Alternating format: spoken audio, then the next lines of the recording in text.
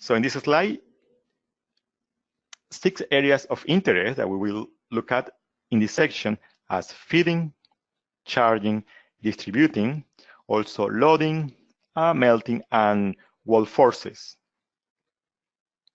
So in this slide, we can see one type of feeder, which consists of a bucket that goes up and down. Simulation can help to compare different feeder designs, measure levels of segregation, which can impact the quality of the steel, and also it is possible to evaluate the power required to dry the feeder. Here we have 2 material chargers.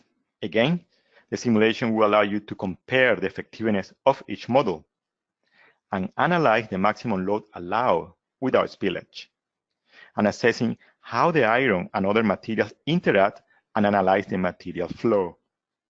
So in order to minimize wear, but also to minimize the chances of blockage. In this example, we can see a simplified model of a 2-belt charger and a chute feeder. When we run the simulation, it is possible to measure the impact of material size distribution on charging. So we can understand how this affects the segregation at each stage and visualize the resulting wear on equipment surfaces due to the material friction.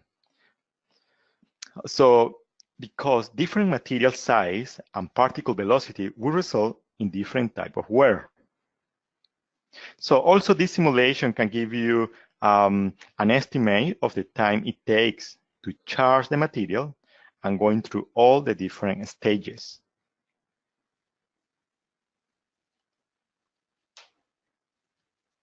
So here we can see 2 material distributor types. In this area, we can conduct similar analysis as optimizing material distribution, minimize segregation, and predict areas of wear.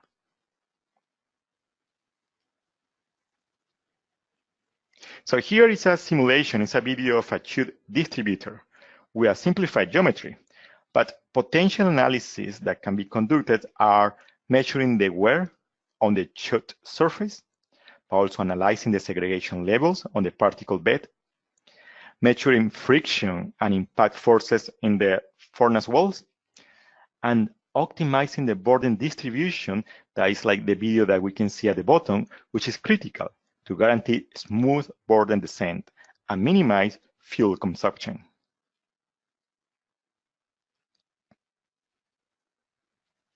So here we can see at the top the cumulative wear that is colored on the chute for different times. As expected, the areas of potential wear are the ones where the material impact after free falling from the charger. At the bottom, we can see how the segregation of particles happens during the charging process. Although initially this size distribution is even, as materials come out, more big particles stay in the charger while the small ones leave.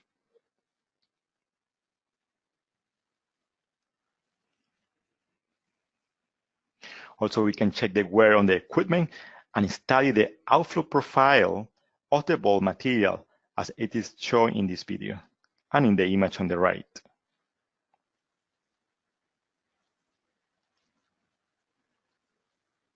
So this slide shows the type of analysis that can be done regarding the forces acting on the furnace walls. So here we are looking at slides of the furnace only. So the particle has been colored according to the compressive force on the left and the normal force on the right. So this information then can be exported to a finite element analysis software. And then you can perform deformation and stress analysis on the walls.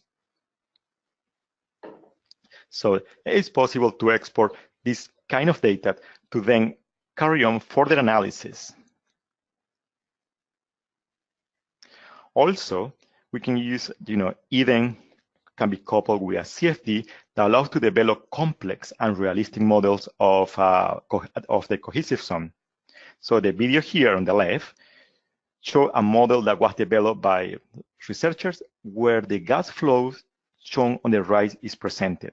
So the simulation, which involves Eden and CFD, also thermodynamics, allows to model a realistic solid boarding flow. So this is such as the cohesive zone can be visually identified on the simulation, and material leave the bottom of the furnace. So I would like to mention that EDEM's advanced capabilities also enables users to develop simulations representing melting process. It can be identified in the diagram on the right as the cohesive zone and the active coke zone. So this type of simulation can be very complex. And this video we are showing is a simple simulation with two materials, iron pellets, that are the ones in dark gray color, and coke in light gray color. So as the iron pellets go into the hot molten metal, heat is transferred into the pellets so that they become hotter. And since the outer layers of the pellet heat up first, they melt away. And the solid pellets reduce gradually in size until they disappear. So this simulation represents the phase changes of iron pellets at a solid to liquid transition zone in a blast furnace. So although the model has a simple thermodynamic and fluid model, the user can add complexity as they need it. And this concludes the technical section of this webinar about blast furnace. And now I will pass you back to Matt. Thank you very much, Cesar, for those great examples. Now, as you could see in this webinar, EDEM can be used to simulate and optimize a range of operations and processes.